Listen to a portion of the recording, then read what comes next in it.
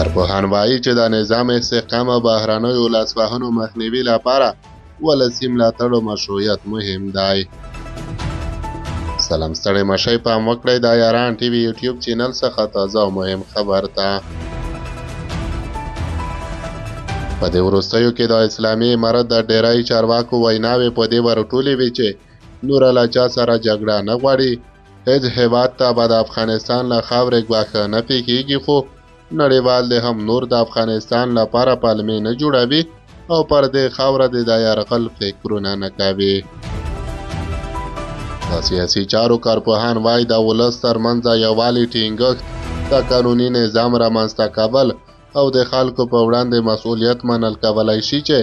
افغانستان له اوسني وضعیته وژغوري. دوی وایي چې د نظام د پیاوړتیا او د بهرنیو لاسوهنو د مخنیوي لپاره د ولس ملاتړ او داخلي مشروعیت مهم دی. همدغه راز دوی پر دې باور دي چې له دې سره به افغان ولس تر ډېره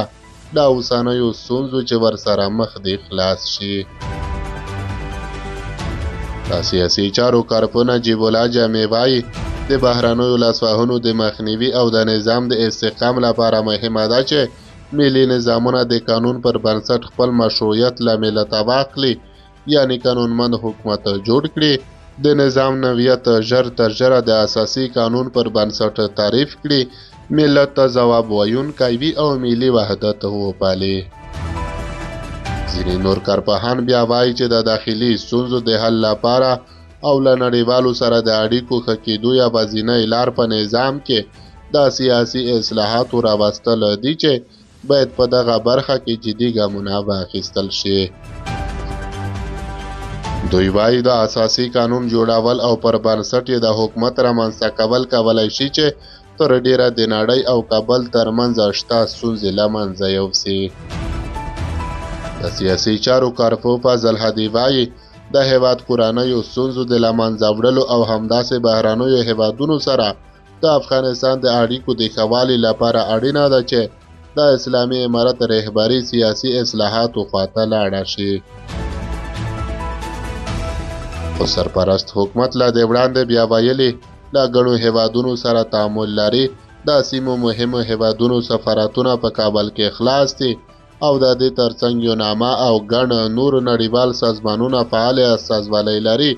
او په دې عادي ډول خپلې چارې پر مخ بیایي. د سیاسي چارو کارپوه هاشم الکوزی وایي دا سمه ده چې ګاونډیان او د سیمې ګڼ شمېر هېوادونه په کابل کې استازولۍ لري، خو لا هم هغه موخه نه ده ترلاسه شوې چې افغان ولس یې له نړۍ سره د رسمي اړیکو د ټینګښت په برخه کې لري او دغه هدف ترلاسه کولو لپاره باید جدي اقدامات وشي.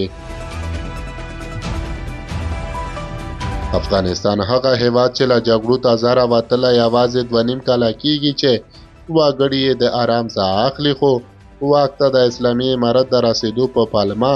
د امریکا پر مشرۍ نړیوالو پرې بندیزونه وضع کړي دي چې له امله یې عام افغانان له سختو اقتصادي ستونزو سره مخ دي او د کتونکو په باور که وضعیت بدل نشي د ناورین لمنه به نوره هم پراخه شي چې بیا به رسېدنه ورته ستونزمنه وي.